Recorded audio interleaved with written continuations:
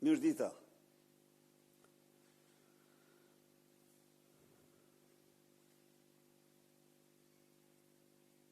Farsa elektorale e 11 maj 2025 kishte si një nga tiparet më kardinale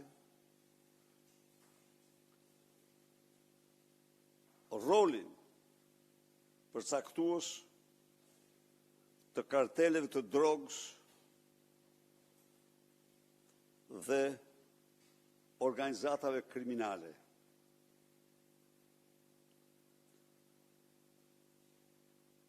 Është bërë i njohur, i famshëm, përfaqësuesi i kartelit Troplini, kartelit më të madh të kokainës në Europë pas postimit nga vendet të tjera dhe zotrimit nga ky kartel i portit të Durrësit. Përfaqësuesi i këtij karteli dhe Edi Rams, Arken Balla, i parashikuar si ministër i brendshëm, njeriu që mori 5200 vota më shumë se Edi Rama në qarkun e Durrësit,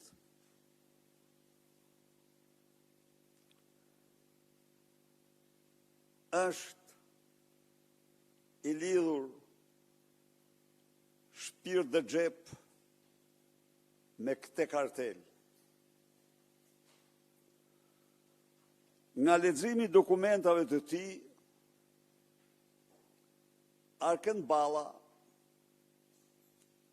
i cili pas largimit të një deputeti të Partisë Socialiste u fut në parlament, ka deklaruar veten të punësuar vetëm në Universitetin e Durrësit.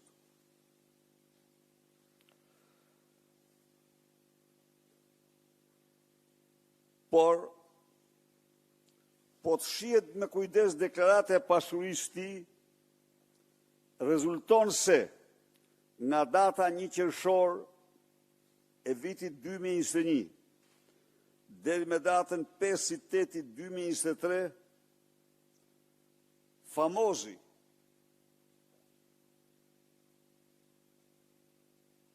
Arken Balla ka qenë i punësuar në kompaninë Nisatel. Kompania Nisatel është një ndër ortakët themelues. Kompania Nisatel, një ndër ortakët themelues ka Sidrit Danaj, i cili sot zotron 100% të aksioneve.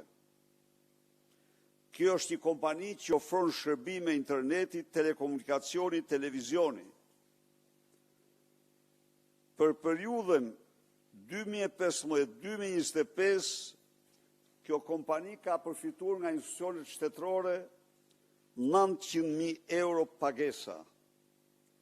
Nisatel është një kompani që është adresën primare ku ushton aktivitetin e ka në Vlorë dhe kjo pas korruptimeve